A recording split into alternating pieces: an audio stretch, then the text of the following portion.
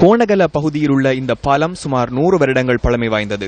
6 வருடங்களாக உடைந்த நிலையில் உள்ள இந்த பாலத்தினூடாக பெரும் சிரமத்தின் மத்தியில் மக்கள் பயணித்து வருகின்றனர். பாலம் உடைந்ததை அடுத்து போக்குவரத்து மேற்கொள்வதற்காக மக்களினால் பலகையிடப்பட்டு போக்குவரத்து மேற்கொள்ளப்பட்டு வருகின்றது. இந்த பாலத்தினூடாக தினமும் பாடசாலை மாணவர்கள், வியாபாரிகள் என அன்றாட வேலை நிமித்தம் பயணிப்பவர்களே ஏராளம். மழை காலங்களில் பாலத்தினை மூடி நீர் பாய்வதனால் அச்சுறுத்தலுக்கு மத்தியில் பயணிக்க வேண்டியுள்ளதாக மக்கள் தெரிவிக்கின்றனர். அதே நேரத்தில் மழை காலத்தில் பாத்தீங்கன்னா இந்த பாலத்தை தாண்டியும் தண்ணி போய்கிட்டு இருக்கும். இப்ப இத்து போன நிலைமையில தான் இந்த பாலம் துருப்பிடிச்சு இன்றைக்கே விழுகிற நிலைமையில தான் இருக்கு.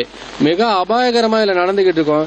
எனவே இந்த பாலத்தை கூடிய சீக்கிரம் அதாவது செய்து தரணும்னு சொல்லி கேட்டுக்கிறோம். அது இல்லாம இந்த பாலம் பாத்தீங்கன்னா கீழே விழுந்தா சுமார் 15 அடி கீழே பள்ளத்துல விழ வேண்டிய நிலைமையில இருக்கு. தேர்தல் காலங்களில் வாக்குறுதிகளை அள்ளி வழங்கும் அரசியல் பிரதிநிதிகளுக்கு இந்த பாலம் இதுவரை தெரியவில்லை என மக்கள் குற்றம் சுமத்துகின்றனர். இது பழுதடைஞ்சு இன்னைக்கு 6-7 வருஷத்துக்கு மேலாகி நாங்க அரசியல் தலைவர்களுக்கு சொல்லியிருக்கோம், தொழிற்சங்கங்களுக்கு சொல்லியிருக்கோம், அதே மாதிரி பல ஏஜிஓபிஸ்க்கு சொல்லியிருக்கோம், பிரதேச சபைக்கு சொல்லியிருக்கோம்.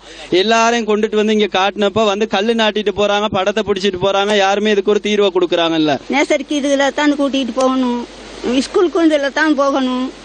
ரொம்ப தடுமாட்டமா இருக்கு. இதுல வர போக எங்களுக்கு பயங்கரமா இருக்கு. பிள்ளைய வந்தாலும் நமக்கு சரியான பயமா இருக்கு. இந்த பாலத்தினை விரைவில் புனரமைத்து மக்களின் பாவனைக்கு வழங்க வேண்டியது சம்பந்தப்பட்ட அதிகாரிகளின் கடமை அல்லவா?